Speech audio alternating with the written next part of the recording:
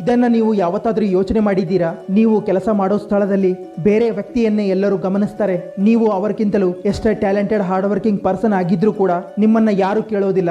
ಇದರ ಹಿಂದೆ ಏನ್ ಕಾರಣ ಇದೆ ಅನ್ನೋದನ್ನ ಮುಂದೆ ಹೇಳ್ತೀನಿ. ಈ ವಿಡಿಯೋ ನೋಡಿದ ಮೇಲೆ ನಿಮ್ಮಿಂದ ಒಂದು ತಪ್ಪು ಕೆಲಸ ಆಗೋದಿಲ್ಲ. ಒಂದ್ ವೇಳೆ ನಿಮಗೆ ಈ ನಿಯಮ ಗೊತ್ತಿಲ್ಲ ಅಂದ್ರೆ ನಿಮ್ಮಿಂದ ತುಂಬಾ ದೊಡ್ಡ ಮಿಸ್ಟೇಕ್ ಆಗುತ್ತೆ. ನೀವು ನಿಮ್ಮ ಬಾಸ್ ಜೊತೆ ಕೋಪ ಸಾಧಿಸಬಹುದು, ಇಲ್ಲ ಜನನೇ ನಿಮ್ಮ ಮೇಲೆ ಕೋಪ ಸಾಧಿಸಬಹುದು, ಇಲ್ಲ ನೀವು ಎಷ್ಟೇ ಕಷ್ಟಪಟ್ಟರೂ ನಿಮ್ಮ ಕ್ರೆಡಿಟ್ ಅಥವಾ ಅಟೆನ್ಷನ್ ಬೇರೆ ವ್ಯಕ್ತಿ ತಗೊಂಡು ಹೋಗಬಹುದು. ಆದರೆ ನಿಮಗೆ ಈ ಎಲ್ಲಾ ನಿಯಮಗಳು ಗೊತ್ತಾದ್ರೆ ಜನ ನಿಮ್ಮನ್ನ ಮೂರ್ಖರನ್ನಾಗಿಸೋದಿಲ್ಲ, ಯಾರು ನಿಮ್ಮನ್ನ ಮ್ಯಾನಿಪುಲೇಟ್ ಮಾಡೋದಿಲ್ಲ. ಫ್ರೆಂಡ್ಸ್ ಜೊತೆ ಅಥವಾ ಬೇರೆ ಎಲ್ಲೇ ನೀವಿದ್ರು ಜನ ನಿಮ್ಮನ್ನ ಬೇರೆ ದೃಷ್ಟಿಯಿಂದಾನೇ ನೋಡ್ತಾರೆ. ಎಲ್ಲರೂ ನಿಮಗೆ ಮರ್ಯಾದೆ, ರೆಸ್ಪೆಕ್ಟ್ ಕೊಡ್ತಾರೆ. ಈ ವಿಡಿಯೋ ಪ್ರಾರಂಭ ಆಗೋದಕ್ಕಿಂತ ಮುಂಚೆ ನಿಮ್ಮೆಲ್ಲರಿಗೂ ಒಂದು ಸೂಚನೆ. ನಾ ಈ ವಿಡಿಯೋ ಸೀರೀಸ್ ಅನ್ನ ಪ್ರಾರಂಭ ಮಾಡಿರೋದು ನಾವು ಯಾರ ದಬ್ಬಾಳಿಕೆಗೂ ಒಳಗಾಗಬಾರ್ದು ಎಂದು, ಬದಲಾಗಿ ನಾವು ಯಾರ ಮೇಲೂ ದಬ್ಬಾಳಿಕೆ ಮಾಡಲು ಅಲ್ಲ. ಯಾಕಂದ್ರೆ ನಾ ಮೊದಲಿನಿಂದಲೇ ಹೇಳ್ತಾ ಇರೋದು ಇಲ್ಲಿ ಪವರ್ ಕೆಲವೊಂದಷ್ಟು ಜನರ ಹತ್ರ ಮಾತ್ರ ಇದೆ ಅಂತ. ಹಾಗಿದ್ರೆ ಪ್ರಾರಂಭ ಮಾಡೋಣ. ಲಾ ನಂಬರ್ 6, ಅಟೆನ್ಷನ್. ನಿಮ್ಮ ಖ್ಯಾತಿ ಎಷ್ಟು ಮುಖ್ಯನೋ ಇತರರು ನಿಮ್ಮನ್ನ ತುಂಬಾ ಜನರ ನಡುವೆ ಹೇಗೆ ನೋಡ್ತಾರೆ ಅನ್ನೋದು ಕೂಡ ಅಷ್ಟೇ ಮುಖ್ಯ. ಕೆಲವೊಂದಷ್ಟು ಜನ ಸುಮಾರು ವರ್ಷಗಳಿಂದ ಇಲ್ಲಿವರೆಗೆ ಅಟೆನ್ಷನ್ ಅನ್ನ ತಮ್ಮ ಕಡೆ ಸೆಳೆದುಕೊಳ್ಳಲು ಏನ್ ಬೇಕು ಅದನ್ನು ಮಾಡಲು ಪ್ರಾರಂಭ ಮಾಡ್ತಾರೆ. ಇದರ ಬೆಸ್ಟ್ ಎಕ್ಸಾಂಪಲ್ ಅಂದ್ರೆ ಥಾಮಸ್ ಆಲ್ವಾ ಎಡಿಸನ್ ಮತ್ತು ನಿಕೋಲಾ ಟೆಸ್ಲಾ. ಯಾವತ್ತಾದ್ರೂ ಯೋಚನೆ ಮಾಡಿದ್ದೀರಾ? ಥಾಮಸ್ ಆಲ್ವಾ ಎಡಿಸನ್ ಹತ್ರ ನೇಮ್, ಫೇಮ್, ಮನಿ ಎಲ್ಲಾನು ಇತ್ತು. ಆದರೆ ನಿಕೋಲಾ ಟೆಸ್ಲಾ ಹತ್ರ ಹೆಸರು ಬಿಟ್ಟಾಕಿ ಅವ್ರ ಹತ್ರ ಹಣ ಕೂಡ ಇರಲಿಲ್ಲ ಕೊನೆಯ ಟೈಮ್ ನಲ್ಲಿ. ಆದರೆ ಈ ಜನರೇಷನ್ ನಲ್ಲಿ ಎಲ್ಲರಿಗೂ ಗೊತ್ತು ನಿಕೋಲಾ ಟೆಸ್ಲಾ ಎಂತಹ ವಿಜ್ಞಾನಿ ಆಗಿದ್ರು ಅಂತ. ಯಾಕಂದ್ರೆ ಅವರೇ ಆವಿಷ್ಕಾರ ಮಾಡಿರುವ AC ಕರೆಂಟ್, ಎಲೆಕ್ಟ್ರಿಸಿಟಿಯನ್ನ ನಾವು ಇವತ್ತು ಉಪಯೋಗ ಮಾಡ್ತಾ ಇರೋದು. ಆದ್ರೂ ಕೂಡ ನಿಕೋಲಾ ಟೆಸ್ಲಾ ಅವರ ಹೆಸರು ಜಾಸ್ತಿ ಪ್ರಚಲಿತವಾಗಿಲ್ಲ. ಕಾರಣ ಅಟೆನ್ಷನ್ ಅನ್ನ ಉಪಯೋಗಿಸಿಕೊಳ್ಳೋದು ಇವರಿಗೆ ಬರಲೇ ಇಲ್ಲ.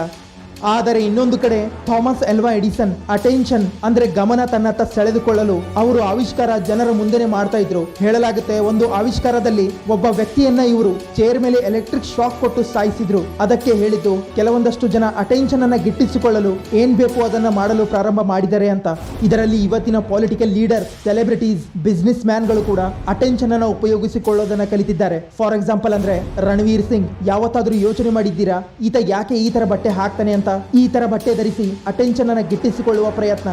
ಅಷ್ಟೇ ಯಾಕೆ ಕೆಲವೊಂದು ಮೂವಿ ಫ್ಲಾಪ್ ಆದಾಗ, ಇಂತಹ ಚಿತ್ರ ಸೋಷಿಯಲ್ ಮೀಡಿಯಾದಲ್ಲಿ ವೈರಲ್ ಆದಾಗ ಕೂಡ ಸುದ್ದಿಯಲ್ಲಿದ್ರು. ಕೇವಲ ಇವರೇ ಅಲ್ಲ, ಉರ್ಫಿ ಜಾವೇದ್, ರಾಖಿ ಸಾವಂತ್ ಏನ್ ಮಾಡಿದ್ದಾರೆ ಅಂತ ಸೋಷಿಯಲ್ ಮೀಡಿಯಾದಲ್ಲಿ ಇಷ್ಟೊಂದು ಫೇಮಸ್ ಆಗಿದ್ದಾರೆ ಗೊತ್ತಾ? ಕಾರಣ ಇದೆ ಇವರ ಡ್ರೆಸ್ಸಿಂಗ್ ಸೆನ್ಸ್. ಇದರಿಂದಲೇ ಇವರು ದಿನನಿತ್ಯ ಚರ್ಚೆಯಲ್ಲಿ ಇರ್ತಾರೆ. ಇದರಿಂದ ಅಟೆನ್ಷನ್ ತನ್ನತ್ತ ಸೆಳೆದುಕೊಳ್ತಾರೆ. ಫ್ರೀಯಾಗಿ ದಿನನಿತ್ಯ ಚರ್ಚೆಯಲ್ಲಿದ್ದು ಪಬ್ಲಿಸಿಟಿ ಪಡೆದುಕೊಳ್ತಾರೆ. ಅಷ್ಟೇ ಯಾಕೆ the famous business man Elon Musk ಕೂಡ ಅಟೆನ್ಷನ್ ಅನ್ನ ತನ್ನತ್ತ ಸೆಳೆದುಕೊಳ್ಳೋದ್ರಲ್ಲಿ ಹಿಂದೆ ಉಳಿದಿಲ್ಲ. ಒಂದು ದಿನ ಎಲಾನ್ ಮಸ್ಕ್ ತನ್ನ ಕಾರ್ ಸೈಬರ್ ಟ್ರಕ್ ಅನ್ನ ಲಾಂಚ್ ಮಾಡೋದಕ್ಕಿಂತ ಮುಂಚೆ ಎಲ್ಲರಿಗೂ ಹೇಳಿದ್ರು ಇದೊಂದು ಬುಲೆಟ್ ಪ್ರೂಫ್ ಕಾರ್ ಮತ್ತೆ ಇದರ ಗ್ಲಾಸ್ ಒಡೆಯೋದಿಲ್ಲ ಅಂದ್ರು. ಆದ್ರೆ ಎಲ್ಲರ ಮುಂದೆ ಅವರೇ ಇದರ ಗ್ಲಾಸ್ ಅನ್ನ ಒಡೆದು ಹಾಕಿದ್ರು. ಅವರು ಈ ಸೈಬರ್ ಟ್ರಕ್ ಕಾರ್ನ ಪಬ್ಲಿಸಿಟಿಗಾಗಿ ಈ ತರ ಮಾಡಿದ್ರು. ಇದರ ಡಿಸೈನ್, ಮಾಡೆಲ್ ಸರಿ ಇಲ್ಲದಿದ್ರು ಇದು ಸೇಲ್ ಆಯಿತು. ಇನ್ನು ಕೆಲವೊಂದಷ್ಟು ಜನ ಅಟೆನ್ಷನ್ ಅನ್ನ ಗಿಟ್ಟಿಸಿಕೊಳ್ಳಲು ಏನ್ ಬೇಕು ಅದನ್ನ ಮಾಡಲು ಪ್ರಾರಂಭ ಮಾಡಿದ್ದಾರೆ. ಅಂಥವರಿಗೆ ತುಂಬಾ ಸಹಾಯ ಮಾಡುತ್ತೆ ಇನ್ಸ್ಟಾಗ್ರಾಮ್. ಯಾಕೆ ಅನ್ನೋದು ನಿಮ್ಮೆಲ್ಲರಿಗೂ ಗೊತ್ತು ಅಂತ ಅನ್ಕೋತೀನಿ. ಇವಾಗ ಅರ್ಥ ಆಯ್ತಾ ಇಲ್ಲಿ ಫೇಮ್ ಅಥವಾ ಅಟೆನ್ಷನ್ ಯಾಕೆ ಇಷ್ಟೊಂದು ಮುಖ್ಯ ಅಂತ? ನೀವು ಕೂಡ ನೇಮ್, ಫೇಮ್ ಪಡಿಲಿಲ್ಲ ಅಂದ್ರೆ ಎಲ್ಲರ ಹಾಗೆ ಸಾಮಾನ್ಯರಂತೆ ಬದುಕ್ತಾ ಇರ್ತೀರಾ. ಫಾರ್ ಎಕ್ಸಾಂಪಲ್, ನೀವು ಯಾವುದೋ ಒಂದು ಆಫೀಸ್ನಲ್ಲಿ ವರ್ಕ್ ಮಾಡ್ತಾ ಇದ್ದೀರಾ ಅನ್ಕೊಳ್ಳಿ. ನೀವು ಎಷ್ಟೇ ಟ್ಯಾಲೆಂಟೆಡ್ ಹಾರ್ಡ್ ವರ್ಕಿಂಗ್ ಪರ್ಸನ್ ಆಗಿದ್ರು ಕೂಡ ಬೇರೆ ಯಾರೋ ಒಬ್ಬ ವ್ಯಕ್ತಿ ಬಂದು ಬಾಸ್ಗೆ ಬಕೆಟ್ ಹಿಡಿದು ನಿಮ್ಮ ಎಲ್ಲ ಕ್ರೆಡಿಟ್ ತಗೊಂಡ್ರೆ ಹೇಗನ್ಸುತ್ತೆ? ನೀವು ಯಾವತ್ತೂ ನಿಮ್ಮ ಬಾಸ್ ಕಣ್ಣಲ್ಲಿ ಅಥವಾ ಗಮನದಲ್ಲಿ ಬರೋದೇ ಇಲ್ಲ. ಆಗ ನೀವು ಕೂಡ ಬೇರೆ ಎಲ್ಲ ಎಂಪ್ಲಾಯೀಸ್ಗಿಂತಲೂ ಎಷ್ಟೇ ಟ್ಯಾಲೆಂಟೆಡ್ ಇದ್ರೂ ಒಬ್ಬ ಕಾಮನ್ ವ್ಯಕ್ತಿಯ ಹಾಗೆ ಸಾಧಾರಣ ಹಾಗೆ ಇರ್ತೀರಾ. ಆದರೆ ನೀವು ಕೂಡ ಒಬ್ಬರನ್ನೊಬ್ಬರು ತುಳಿಯುವ ಜನರ ಮಧ್ಯೆ ನಿಮ್ಮದೇ ಆದ ನೇಮ್, ಫೇಮ್ ಸಂಪಾದನೆ ಮಾಡಬೇಕು ಅಂದ್ರೆ ನೀವು ಡಿಫ್ರೆಂಟ್ ಆಗಿ ಏನಾದ್ರೂ ಮಾಡಲೇಬೇಕು. ನಾ ನಿಮ್ಗೆ ಬಾಸ್ ಅಥವಾ ಟೀಮ್ ಲೀಡರ್ಗೆ ಬಕೆಟ್ ಹಿಡೀರಿ ಅಂತಿಲ್ಲ, ಇಲ್ಲ ರಾಖಿ ಸಾವಂತ್, ಉರ್ಫಿ ಜಾವೇದ್ ತರ ಸೋಷಿಯಲ್ ಮೀಡಿಯಾದಲ್ಲಿ ಫೇಮಸ್ ಆಗಿ ಅಂತಿಲ್ಲ. ಬಟ್ ನಾ ಹೇಳ್ತಾ ಇರೋದು ನಿಮ್ಮ ಬೆಲೆ, ವ್ಯಾಲ್ಯೂ ಯಾವತ್ತೂ ಕಡಿಮೆ ಮಾಡ್ಕೊಳ್ಬೇಡಿ ಅಂತ ಇರೋದು. ಇದೆಲ್ಲ ಆಗೋದು ಹೇಗೆ ಅಂದ್ರೆ, ನಂಬರ್ 1, ವಿವಾದಾತ್ಮಕ ಹೇಳಿಕೆ. ಫಾರ್ ಎಕ್ಸಾಂಪಲ್, ಆಫೀಸ್ ಮೀಟಿಂಗ್ ನಲ್ಲಿ, ಕ್ಲಾಸ್ ರೂಮ್ ನಲ್ಲಿ ಅಥವಾ ಫ್ರೆಂಡ್ ಸರ್ಕಲ್ ನಲ್ಲಿ ಯಾವುದೋ ಒಂದು ವಿಷಯದ ಮೇಲೆ ಚರ್ಚೆ ನಡೀತಾ ಇದ್ರೆ ಈ ಫೇಮಸ್ ಇರುವಂತವರು ಯಾವುದೋ ಒಂದು ವಿಷಯದ ಮಾಹಿತಿ ಇಲ್ಲದಿದ್ರೂ ಮಾತುಗಳನ್ನು ಮಾತಾಡ್ತಾ ಇರ್ತಾರೆ. ಮತ್ತೆ ಬೇರೆಯವರ ಮೇಲೆ ಹಿಡಿತ ಸಾಧಿಸಬೇಕು ಅಂತಾರೆ, ಇಲ್ಲ ಚತುರನಂತೆ ಮಾತಾಡಿ ನಿಮ್ಮನ್ನ ಮೂರ್ಖರನ್ನಾಗಿ ಮಾಡ್ತಾರೆ. ಆಗ ನೀವು ಆ ವಿಷಯವನ್ನು ಸರಿಯಾಗಿ ಕೇಳಿ ಮೊದಲು, ನಂತರ ಆ ವಿಷಯದ ಬಗ್ಗೆ ಮಾಹಿತಿ ಇದ್ರೆ ಆ ವಿಷಯ ಸರಿ ಇದ್ರೆ ಸರಿ ಅಂತ ಹೇಳಿ, ಇಲ್ಲ ತಪ್ಪಾಗಿದ್ರೆ ತಪ್ಪು ಅಂತ ಹೇಳಿ. ಇದು ಡೈರೆಕ್ಟ್ಲಿ ಹಿಟ್ ಮಾಡುತ್ತೆ ಆ ವ್ಯಕ್ತಿಗೆ. ನೀವು ನಿಮ್ಮ ವರ್ಕ್, ನಿಮ್ಮ ಮಾತು ಕರೆಕ್ಟ್ ಆಗಿದ್ರೆ ಯಾರಿಗೂ ತಲೆ ತಗ್ಗಿಸುವ ಅವಶ್ಯಕತೆನೇ ಇಲ್ಲ. ನಂಬರ್ 2, ನಿಮ್ಮನ್ನ ನೀವು ಪರಿವರ್ತನೆ ಮಾಡ್ಕೊಳ್ಳಿ. ಫಾರ್ ಎಕ್ಸಾಂಪಲ್, ನಿಮ್ಮ ಯಾರೋ ಒಬ್ಬ ಗೆಳೆಯ 5 ರಿಂದ 6 ವರ್ಷ ಆದ್ಮೇಲೆ ಸಿಗ್ತಾನೆ. ಆಗ ಆತ ಹೇಳ್ತಾನೆ, ಏನೋ 5 ವರ್ಷ ಆದ್ರೂ ನೀನು ಬದಲಾಗೇ ಇಲ್ಲ ಅಂದ್ರೆ ಅದು ನಿಮ್ಮ ಅವಮಾನ ಆದಂತೆ.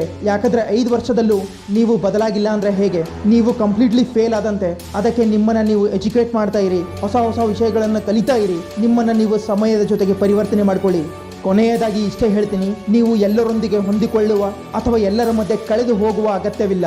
ನೀವು ನಿಮ್ಮದೇ ಆದಂತಹ ನೇಮ್, ಫೇಮ್ ಇಲ್ಲ ನಿಮ್ಮದೇ ಆದಂತಹ ದಾರಿ ನಿರ್ಮಾಣ ಮಾಡ್ಕೊಳ್ಬೇಕು. ಯಾಕಂದ್ರೆ ಈ ಜನರೇಷನ್ನಲ್ಲಿ ಇದು ತುಂಬಾ ಮುಖ್ಯ. ಸೊ ಫ್ರೆಂಡ್ಸ್, ಇದಾಗಿತ್ತು ಈ ಪುಸ್ತಕದ 3ನೇ ಭಾಗ. 1ನೇ ಭಾಗ 2ನೇ ಭಾಗ ಇನ್ನೂ ನೋಡಿಲ್ಲ ಅಂದರೆ ಲಿಂಕ್ ಡಿಸ್ಕ್ರಿಪ್ಷನ್ನಲ್ಲಿದೆ, ಬೇಗ ನೋಡಿ. ಮತ್ತೆ ಈ ವಿಡಿಯೋ ಬಗ್ಗೆ ನಿಮ್ಮ ಅನಿಸಿಕೆ ಏನೇ ಇದ್ರೂ ಕಮೆಂಟ್ ಬಾಕ್ಸ್ನಲ್ಲಿ ಕಮೆಂಟ್ ಮಾಡಿ. ನಾ ಸಿಗ್ತೀನಿ ಮುಂದಿನ ವಿಡಿಯೋದಲ್ಲಿ. ಬಾಯ್ ಬಾಯ್.